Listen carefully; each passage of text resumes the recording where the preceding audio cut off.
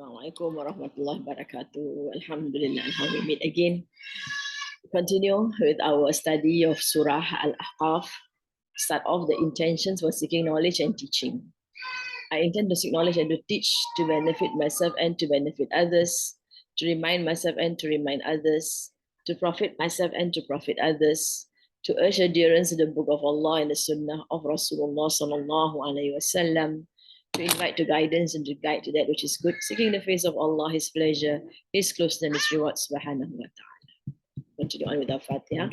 أعوذ بالله من الشيطان الرجيم بسم الله الرحمن الرحيم الحمد لله رب العالمين الرحمن الرحيم مالك يوم الدين إياك نعبد وإياك نستعين اهدنا الصراط المستقيم صراط الذين أنعمت عليهم غير المغضوب عليهم ولا الضالين آمين بسم الله الرحمن الرحيم اللهم نور بالقرآن بصري واشرح به صدري وأطلق به لساني واستعمل به بدني وقوي به جناني وأسرع به فهمي بحولك وقوتك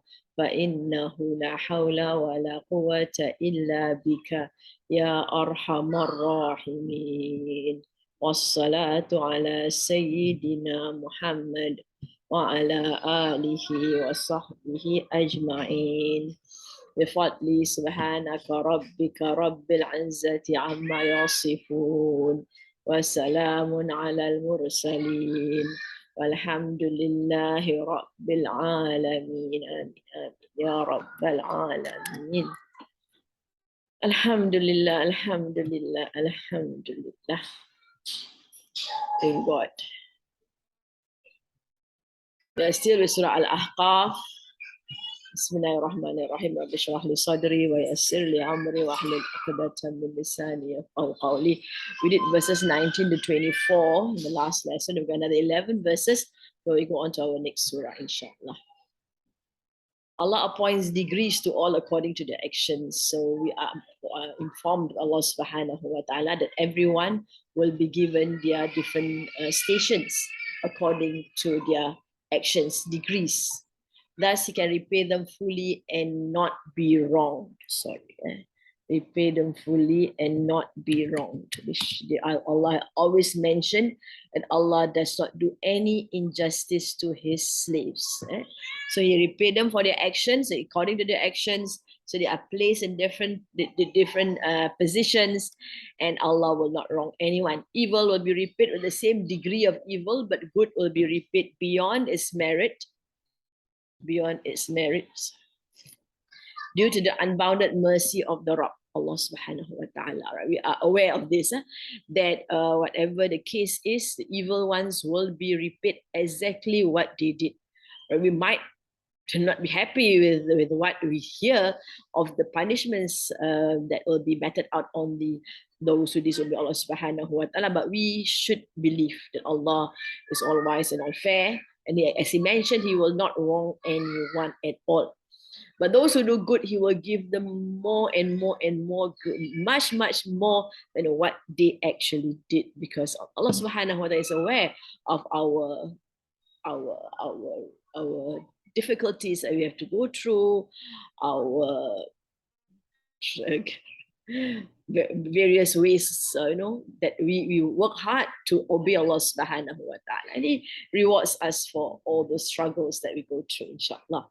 On the day when the disbelievers are by the fire, they will be told that they have squandered the good things in life and enjoyed them. So these are those who are given good things in their life, but they misuse them. As we know, our religion is called deen, which comes from the word dine, which means a loan given to us, and we are expected to manage the resources given to us in the best of ways as true slaves of Allah subhanahu wa ta'ala. So enjoyed them, that means they have had their fun, the things that Allah has given them, they had misused them, but they enjoyed misusing them, whatever it is. they will face the punishment of abasement because they were unjustly proud in the land and they transgressed. So a terrible, humiliating punishment will be their lot because they were proud, unjustly proud.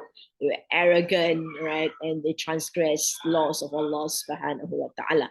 And transgress everyone, actually, whatever that they can transgress. We are to recall the brother of Ad.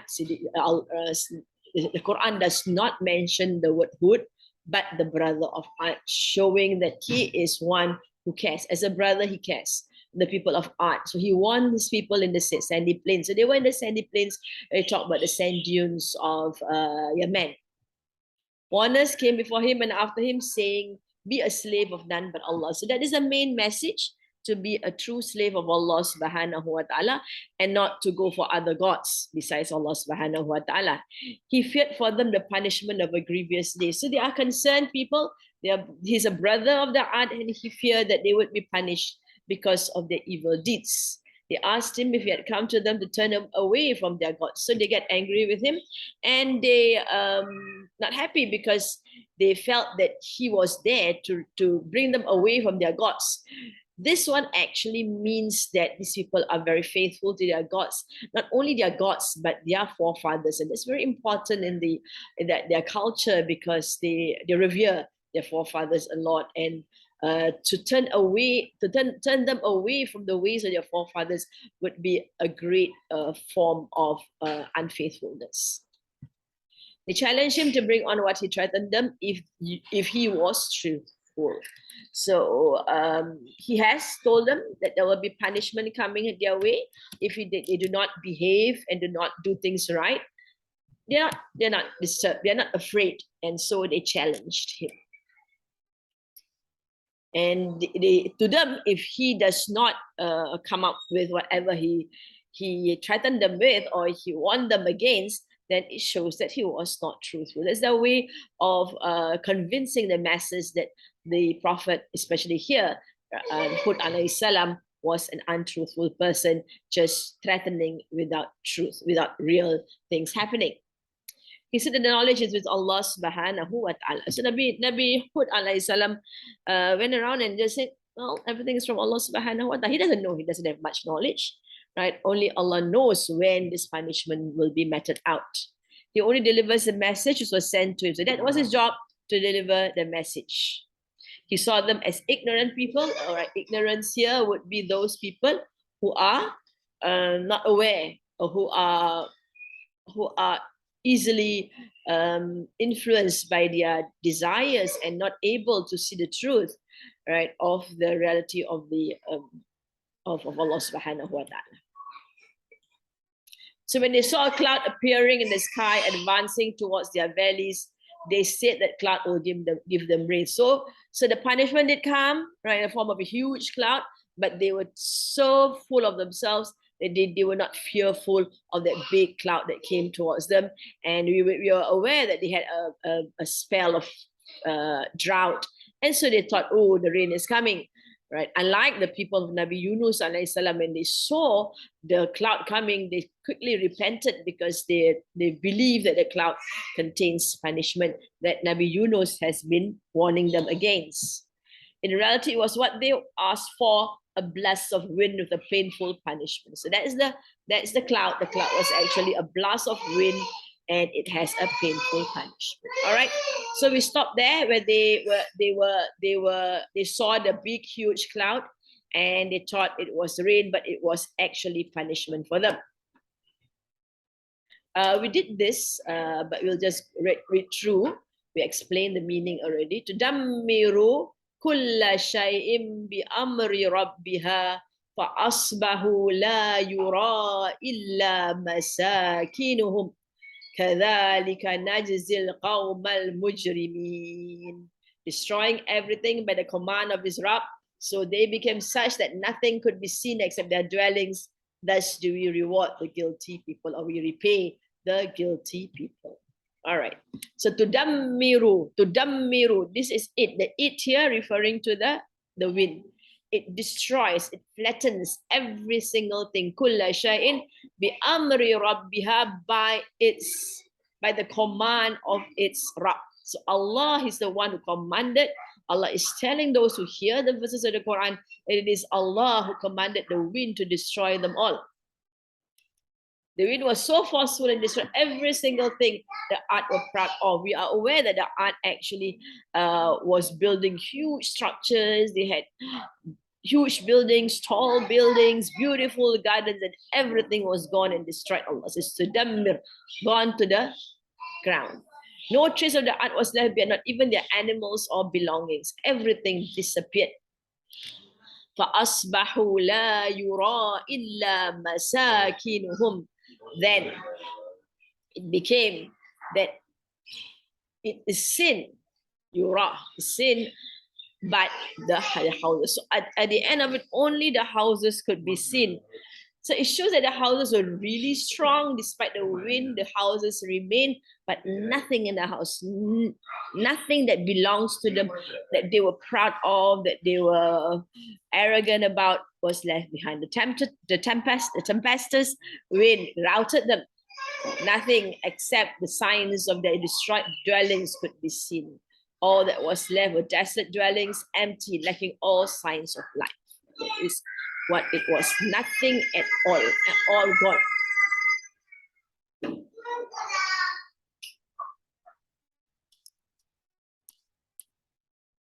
So we know that their buildings are really strong buildings. They really make really good buildings, even at the winds, with such strong winds, the buildings were still intact. Maybe destroyed, but not completely flattened. فَذَلِكَ نَجْزِي الْقَوْمَ الْمُجْرِمِينَ. Like that, we repay the people, the guilty people, those who are criminals, mujrim, those who disobey Allah subhanahu wa ta'ala, those who violated laws of Allah subhanahu wa ta'ala. It should not be construed that this is a mere tale of yesteryears. The fact of the matter is that the Almighty always punishes the wrongdoers in such a fashion. Like that, Allah says, we repay those people who disobey Allah subhanahu wa ta'ala. Like that. That is the way it is. It is the way it is. It has been recurring again and again. The ant people, the people of Nabi Hud alayhi salam, right? They came after Nabi Nuh alayhi salam. So Nabi Nuh was punished by Adam, Iblis, Nuh, Saleh, right? So that's what it was. So if the Quraysh to adopt the same attitude as that of the ant, there is no reason that Allah deal differently with them. They too shall necessarily meet the same fate, because Allah's law is the same for all. Whoever disobey Allah, they will be punished. But when it is, that is the question. And we don't know when punishment will be meted out. When we look around us, we see lots of disobedience against Allah subhanahu wa ta'ala. And we still don't know when the punishment is coming around. Maybe it might have come around to some people, individuals and things like that, but not as a big punishment for all those who are sinful. This is Allah's judgment regarding those who reject Allah's messengers and disobey His commands. All right. This is reject His messengers. His messengers and disobey His commands.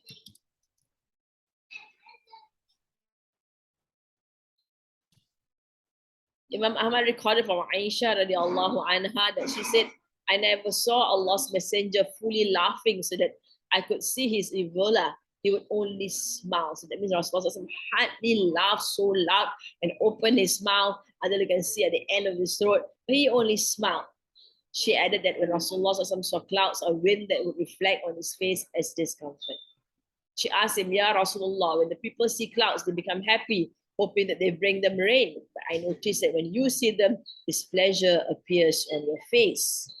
Rasulullah replied, Ya Aisha, ma yu'minuni ayyakuna fihi adhab qad uzziba qawmu birrih وقد رأى قوم العذاب وقالوا هذا عارض ممطرنا.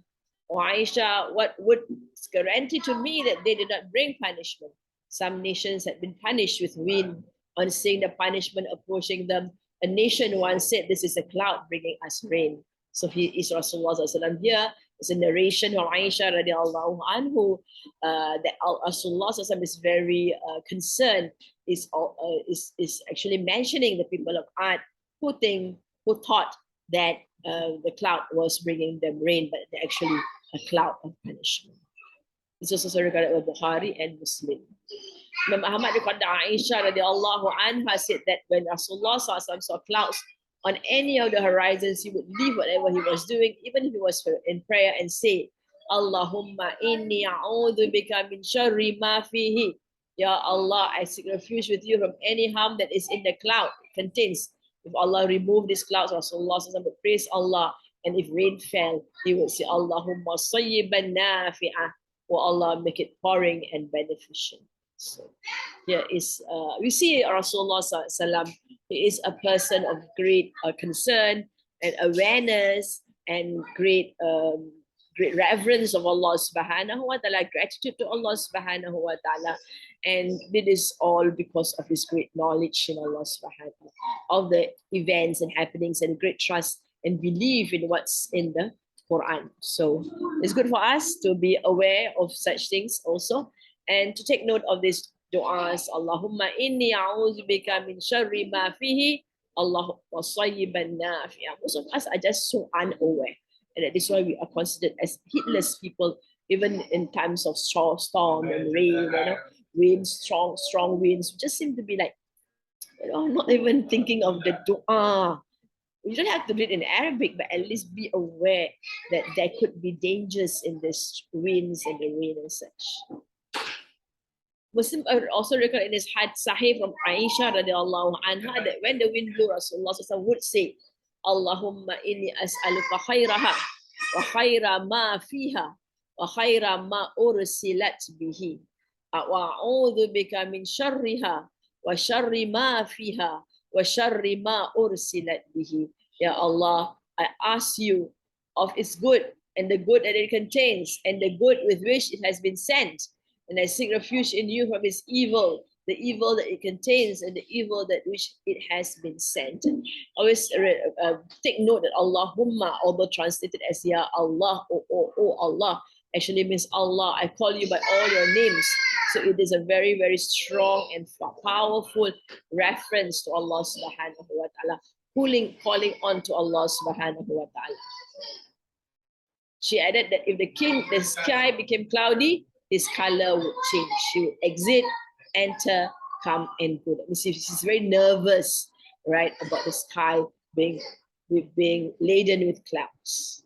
When it rained, his anxiety would be removed, because clouds might not be just clouds. As mentioned in the Quran, it could be a punishment. He's always very wary of punishment coming his way. When Aisha radiallahu anhu noticed that, she asked him about it, and he said, لعله يا عائشة كما قالوا قوم العاد فلما رأوه عارضا مستقبل أودياتهم قالوا هذا عارض ممطرنا. Or Aisha, I would be like that the people of Ad. Then when they saw it as a dense cloud approaching their valleys, they said, this is a cloud bringing us rain. So we have these verses and hadiths, right, to show that Rasulullah is very much connected with the words of Allah subhanahu wa ta'ala. Right, we recite on the people of Ad. وَذْكُرْ أَخَا عَادٍ إِذْ أَنذَرَ قَوْمَهُ بِالْأَحْقَافِ وَقَدْ خَلَتِ النُّذُرُ مِنْ بَيْنِ يَدَيْهِ وَمِنْ خَلْفِهِ أَلَّا تَعْبُدُوا إِلَّا اللَّهَ إِنِّي أَخَافُ عَلَيْكُمْ عَذَابَ يَوْمٍ عَظِيمٍ. قالوا أجئتنا لتأفكنا عن آلهتنا فأتنا بما تعدنا إن كنت من الصادقين. قال إنما العلم عند الله وأبلغكم ما أرسلت به ولكني أراكم قوما تجهلون. فلما رأوه عارضا مستقبل أوديتهم قالوا هذا عارض ممطرنا بل هو ما استعجلتم به ريح فيها عذاب أليم تدمر كل شيء بأمر ربها فأصبحوا لا يرى إلا مساكنهم كذلك نجزي القوم المجرمين. All right, continue.